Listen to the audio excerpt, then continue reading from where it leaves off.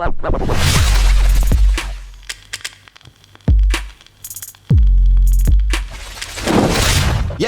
welcome to another video. I am Lewis and above me is Jordan, and we're going to do a video today on Ferran Torres because obviously he is now going to be our #1 striker going forward for the season. A lot of responsibility on a guy who is still pretty young, only moved to the Premier League last year, obviously a new country, having to learn the language, but I think there's still a lot of confidence, and I think the confidence is growing in Ferran Torres. So we're going to get into it and discuss this in further detail. Before we do, let's set a like target of 1,000 likes. So smash a thumbs up on the video if you do enjoy it. Subscribe to the channel if you're new, and hit the notification bell so you don't miss any of our videos or when we go live. Obviously, Jordan does his morning live shows as well, which is morning a bit more of a chill, you know what I mean? So if you want to just come and have a chat to Jordan, talk about things, City, and other random stuff, he does that in the morning, 10 AM every morning, and in the UK time, innit? So set your schedules. Massive thanks as well to our sponsors today, is the guys at Manscaped. Now, if you're a guy with a hairy ball sack and you want a cure for this, Manscaped have got the cure. Ooh. It's the Lawnmower 4.0, featuring its skin-safe technology, ceramic blades, waterproof technology, it's wireless, and a mega long battery life. This is the product for you, Lawnmower 4.0. You can see on screen now. Did you say mega long then? Mega long. Oh, mega long, bro. Yeah. If you want to get a discount, you can. If you use code EXTRA, that's XTRA20, XTR20. XTRA20, Jesus, extra 20. I balls that one up. Oh, look at a roll! Another roll, extra 20. You get 20% off and free shipping. Right, okay, Ferran Torres, that's the video today. And I want to start off by talking about last season. Obviously, his first year in the Premier League, coming from a new league. He's very young. He doesn't speak the language. And I think a lot of people give him a lot of unfair stick. Yeah, he was getting stick for a lot of time. I remember like a lot in our watch-alongs. It was always Ferran Torres doesn't get involved enough, goes missing in a load of games, and I think a lot of people kind of like discredited what he kind of did, and people kind of just sideswipe the fact that this guy's very young. He's only just come into the Premier League. He has to learn Pep ball. It's daunting. It's a daunting task for anyone to come into the Premier League and learn Pep stuff, and it's something that a lot of players struggle with. A lot of players, it takes them a season, sometimes 2 seasons, to actually get embedded into a football team and get used to it, and especially when he's so young. And people, obviously, he was the Sane replacement. He is the guy that went and got after Sane. And it took Sane quite a while to get into things. So I think people needed to give him a bit more slack on the situation. Yeah, no, definitely. I mean, I'm looking at his record from last year now, right? In the Champions League, he played 5 games as a striker, according to Transfer Market. Scored in 4 of them. Yeah, I remember he was our top goal scorer in the group stage, I think. He was absolutely smashing it. He was at one point, and he was absolutely smashing it. He was the go-to guy. Yeah, he's a very good finisher. So he played 5 times as a striker in the Champions League last year, mainly in the groups, and he scored 4 times. I'm looking at his goal-scoring record, and he's got a good record, you know what I mean? Like last year, he played 36 times for City, scored 13. Now, out of them 36...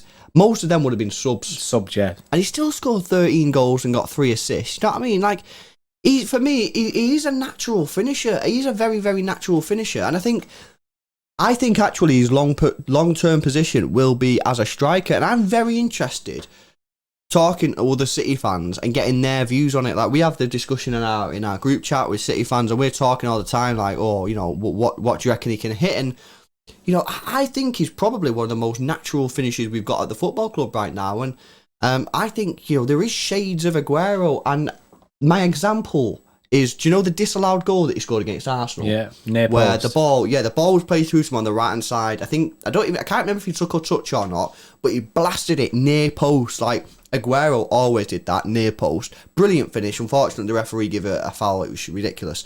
And that was Aguero. And he is a very good finisher. He's good in the air. Yeah, which is mad given the fact he grew up as a winger. You know, you don't really expect him to be that good in the air. He's very fast, he's got that burst of pace. He's got that power, that low centre of gravity. And I think this guy has everything in his locker to become a world-class striker. And he's been given, I've got to say, the most amazing opportunity. It's very fortunate the fact that City didn't buy a striker this summer when we probably should have done. But he's got this opportunity now. He's our #1 striker. Everyone kind of wanted Delat, but, you know, Torres is the one, and he started this season very well with a couple of goals already. So I'm thinking this season, if he can perform and get us goals and we can win trophies, will City even bother buying a striker, bro? Will they bother? This is the thing, right? Ferran Torres, the stage is set. And the stage is set, the lights are on, do you know what I mean? It's all about him now coming out and performing. And he has to do that. He has to do that over the course of the season to make City maybe turn their heads a bit and not go get a striker. But it is kind of scary if you think like, this guy never got a real run of games last year and scored, what, 13 goals, did he say? 13 goals. Is that just Premier League or is that all? Like, that's all competition. Oh, still though, he never got a run of games. He was played more as a winger towards the back end of the season. Obviously, in the Champions League, we did see him as a striker. But then towards the back end of the Premier League season, we saw him deployed as a bit more of a striker then. Yeah. It was a shame that he didn't really get a good run. I remember he scored a hat-trick, didn't he? Did he score back-to-back hat-tricks? No, he scored one hat-trick against Newcastle. Yeah, I know he scored a hat-trick and it was all like, oh, all eyes on Ferran here. Let's see if he can kick on. And I think now is the season where we can, obviously because we don't have a striker in the team, we can give him a good run of games to see if he can do it. It is very much like the Delap situation of sink or swim. It's now the same for him. It's set for him right there. We create loads of chances. Can he be the guy to finish it? I believe personally that he can. Like you say, he's a natural finisher. He's better than Gabby at finishing 100%. He has that natural striker's instinct. Yeah. And when he's saying about Aguero, I completely agree.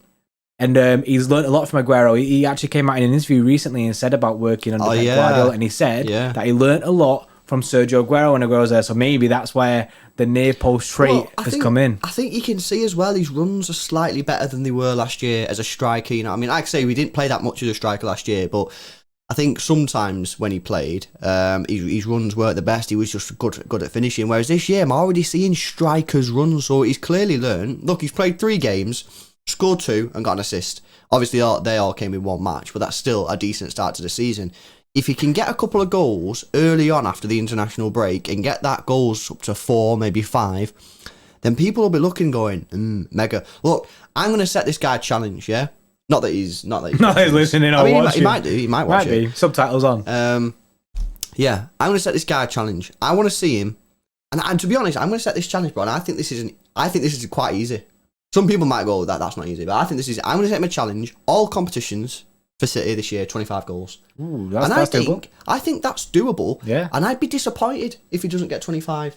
Look, he's already got 2. If he leads the line for us for the whole season, he should 100% be hitting these 25 goals. And I believe that he can do that. He'll play as a striker this year, probably 45 matches. Yeah. So I'm asking you to get 25 goals. You know what I mean? You're playing against some diabolical teams, and you're going to have Kevin De Bruyne and Jack Grealish creating from behind. You'll have Phil Foden, Mahrez, and Raheem Sterling. Bernardo Silva, like, it's crazy, isn't it? You're gonna get chances, mate. So I'm thinking 25. Bro, some people might go, yeah, but he's not a proper striker yet, so that's a bit harsh. I think that I'd be disappointed if he don't get 25. Yeah. Like, people can say he's not a striker, but to me, he looks more of a striker than a winger at the moment. So, do you know what I mean? For me, that's where he will be played. He won't be a winger anymore for Manchester City. Our wing positions are absolutely stacked. Yeah. Our striker position is non-existent, so he gets played there, and I think he's going to do a mint job of it. Yeah, no, I'm looking forward to it. He's also scored 8 goals in 17 matches for Spain.